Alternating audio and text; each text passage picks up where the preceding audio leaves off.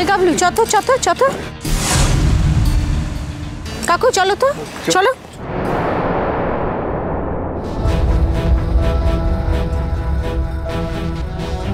দাদা, ও দাদা, দাদা একটু দাঁড়ান।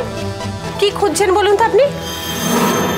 এই তো আপনার হোটেলের দিকেই যাচ্ছিলাম, তাই ছেলেটা বলল ওখানে নাকি এখন আর খাবার পাওয়া যায় না, আপনি নাকি এখন রোজ রান্না করেন না, বাসি খাবার দেন, আর বলছে সেই খাবার খেয়ে লোকেরা অসুস্থ হয়ে পড়ছে, এমনকি হাসপাতাল পর্যন্ত নিয়ে যেতে হয়েছে। ও বলছে ওর এক আত্মীয় এই হোটেলে খাবার খেয়ে এতটাই অসুস্থ হয়েছে যে এখন যারাই আপনার হোটেলে খেতে চায় তাদেরইও বলে আপনারা ওই হোটেলে খাবেন না, খেলে অসুস্থ হয়ে পড়বেন। অথচ আপনার হোটেলে তো আগে খুব ভালো খাবার পাওয়া যেত। গাবলু ধর তোকে, ধর ধর ধর। কি হলো? আমাকে কেন? যা সত্যি আমি সেটাই বলেছি। ঠাস করে এক চর মারব বলে, যা সত্যি তাই বলছি না। দাঁড়া, তোর মজা আমি দেখাচ্ছি। তুই এখানে দাঁড়িয়ে দাঁড়িয়ে আমাদের দোকানে খদ্দের ভাঙাচ্ছিস, হ্যাঁ? আবার মিথ্যে কথা বলছিস। এই, কে তোকে মিথ্যে কথা বলতে শিখিয়েছে বলতো? বল, কে তোকে মিথ্যে কথা বলতে শিখিয়েছে বল? কি হয়েছে করি? আরে দাদা দেখুন না, এই ছেলেটা না কদিন ধরে আমার দোকানে খদ্দের আসতে দিচ্ছে না। কেউ এলেই তাকে রাস্তা থেকে ভুলভাল কথা বলে ভাগিয়ে দিচ্ছে। আমার সন্দেহ হয়েছিল, আজকে আমি ওকে হাতে নাতে ধরেছি। আজকে ওনাদেরকে ভাগিয়ে দিচ্ছিল, একদম টপ করে এসে ধরেছি। দেখুন। এই তাই নাকি? তুই এইসব কাজ করছিস? মিথ্যে কথা বলেছিস আমাদের? আমরা তো আগেও ওখানে খেতে যেতাম, জানেন তো। আমরা নিজেরাই ভাবছিলাম আপনার কাছে গিয়ে জিজ্ঞেস করব, কিন্তু আমাদের কিছুতেই যেতে দিচ্ছে না ওখানে। বলছে ওখানে যাবেন না, গেলেই আপনাদের জোর করে খাইয়ে দেবে আর খেলেই অসুস্থ হবে। জানেন তো, এই ছেলেটা বলছে ওর বাড়ির লোকেরা নাকি খেয়ে অসুস্থ হয়ে পড়েছে, তাই ও আমাদের সাবধান করছে আর বলছে ওখানে যাবেন না। এই কথাগুলো বলিস নি তুই? হ্যাঁ বলেছি তো, আমার বাড়িতে ক্ষতি হয়েছে সেই কারণে আমি এগুলো বলেছি। আর তাছাড়া উনি কি এখন স্বীকার করবেন নাকি এগুলো? ওই তুই আমাদের হোটেলের নামে একের পর এক মিথ্যে কথা বলছিস, বড় বড় কথা বলছিস। হ্যাঁ শোন, এই কোজাগড়ি রেস্টুরেন্ট না টাটকা ছাড়া বাসি রান্না কোনোদিন হয় না, আর আমাদের হোটেলে খেয়ে কারুর কোনোদিন শরীর খারাপ হয়নি রে। ও দিদি দেখাচ্ছ, কে বলো তো? ওই যে পানুদার চায়ের দোকানে, পানুদার চায়ের দোকান তুই কাজ করতিস তো? ওই কাজটা তোর কাছে, তাই জন্য তুই এসব কাজকর্ম করে পাচ্ছিস, তাই তো? হ্যাঁ সাহস দেখেছো, সাহস দেখেছো? হ্যাঁ দেবো না একদম, তোমাকে মেরে লাট করে দেবো। হ্যাঁ আমাদের দোকানের নামে মিথ্যে কথা বলা, খদ্দের ভাঙিয়ে ব্যবসা তুলে দেয়, মেরে লাট করে দেবো একদম। গাবলুকে ছাড়, দাঁড়া, আমাকে কথা বলতে দে। কেন এরকম করেছিস? হ্যাঁ কে বলেছে এসব করতে? বল আমাকে, কে বলেছে? দিদি তুমি ছাড়ো তো, একটু না কয়েক কথা দিতে দাও। হ্যাঁ তারপর না বুঝবে কত ধানে কত চাল। হ্যাঁ আমাদের দোকানের খদ্দের ভাঙানো।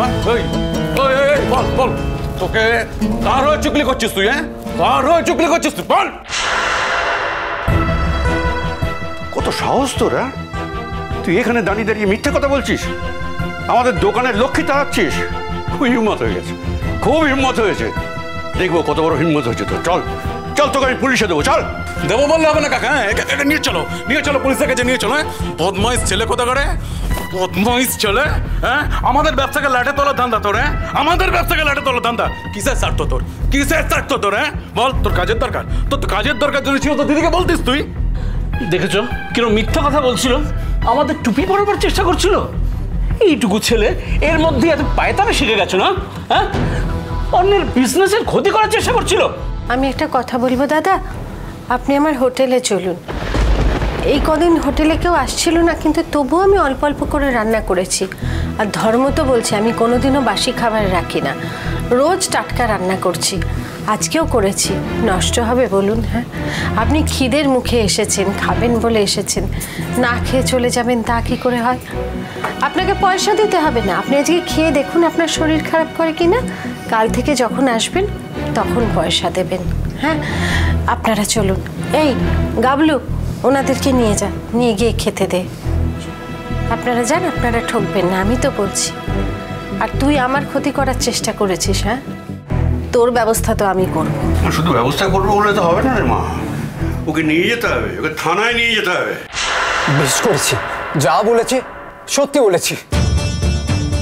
আবার বলছে যা বলেছি সত্যি বলেছি। হ্যাঁ তুই আমার সঙ্গে পারবি?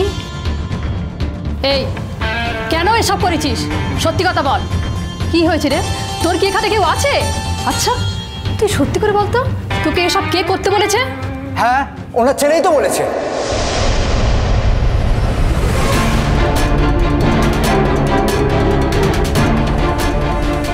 তার জন্য কত টাকা করে নিয়েছিস বল, আমাকে বলতে হবে তোকে, বল। দেখ, তুই যখন আমার হাতে এসে পড়েছিস আমি তো তোকে এত সহজে ছাড়বো না, আমি থানা পুলিশ করবোই। কিন্তু যদি সব সত্যি কথা বলিস তাহলে আমি কিছু করবো না, এই কথাটা তোকে বলতে পারি। তোকে যদি আর কোনো দিন দেখি, মানে আমার দোকানের ত্রিসীমানায় দেখি বা আমার পাড়ায় যদি তোকে দেখি, তাহলে সারা পাড়া কিন্তু আমি তোকে ঘোরাবো। বল, কেন এই কাজ করতে রাজি হয়েছিস? নিজে থেকে তো আর এটা করিসনি, কেন রাজি হয়েছিস বল আমাকে। তোমার ছেলেই তো করতে বলেছে। ছি ছি ছি ছি, কে বলেছে রে? টিটো না টিনটিন? যেই বলে থাকুক দাদা, দুজনেই আমার সন্তান, দুজনেই সমান অপরাধী। কোন ছেলে বলেছে? বড় ছেলে না ছোট ছেলে? হ্যাঁ রে, আর তোর নাম কি? আমার নাম ফকির। আমি আগে ওই সামনের চায়ের দোকানে কাজ করতাম।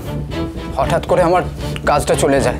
কাজের খোঁজে এইদিক ওদিক ঘুরে বেড়াচ্ছিলাম, তখন একদিন আমাকে ডেকে বলল, তুই এই পাড়ায় ঘোরাঘুরি করছিস কেন? তখন আমি বললাম, দাদা আমার কাজের দরকার। তখন বললো, কাজ আছে কর, কিন্তু কাউকে বলা যাবে না। কত টাকা পেয়েছিস? এই 3 দিনে 900 টাকার মতো। আর বলেছে যে যারা আসবে তাদের সরিয়ে দিতে পারলে 50 টাকা করে দেবে।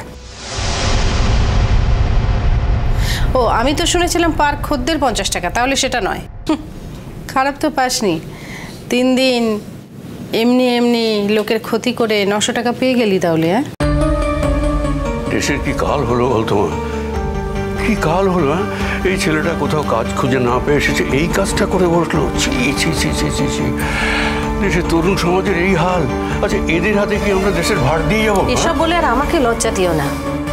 ও না হয় গরিব মানুষ, লেখাপড়া জানে না, বিবেচনা বুদ্ধি নেই, কাজটা করেছে। কিন্তু যে ওকে দিয়ে কাজটা করিয়েছে সে তো লেখাপড়া জানে দেশের তরুণ সম্প্রদায়, তার মানসিকতাটা ভাবো তুমি। হ্যাঁ রে বাবা, এসব কাজ করে কি লাভ বলতো? হয় কেন করলি এসব কাজ? আমার দোকানে কাজ করবি? তোর তো মাস গেলে কটা টাকা ঘরে নিয়ে যেতে হবে, সেই জন্যই বলছি, করবি আমার দোকানে কাজ?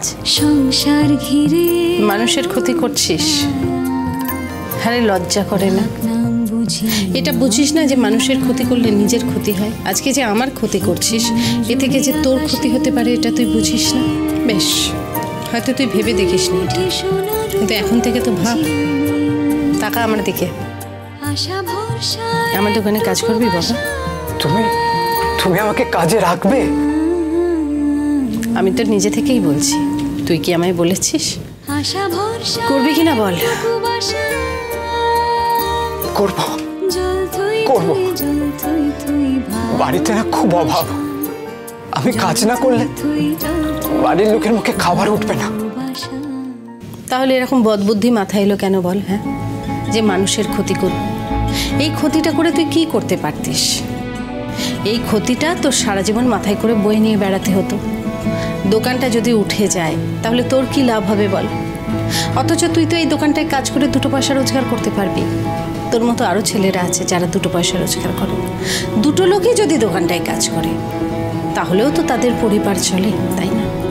সেটা একবারও ভেবে দেখবি না বল? আজকে যে তোকে কাজটায় লাগিয়েছে তার কি আসবে যাবে? সে তো কাঁড়ি টাকা রোজগার করে, তার 2 পয়সা খরচা করতে কি আসবে যাবে? 100-200 টাকা খরচা করতে কি আসবে যাবে? কিন্তু আজকে তোদের মতো মানুষরা যারা এই দোকানে কাজ করে খায়, দোকান যদি উঠে যায় তাদের কি হবে? তাদের পরিবারের কি হবে? এই কথাটা একবারও তোর মাথায় আসেনি বাবা? ভালোবাসা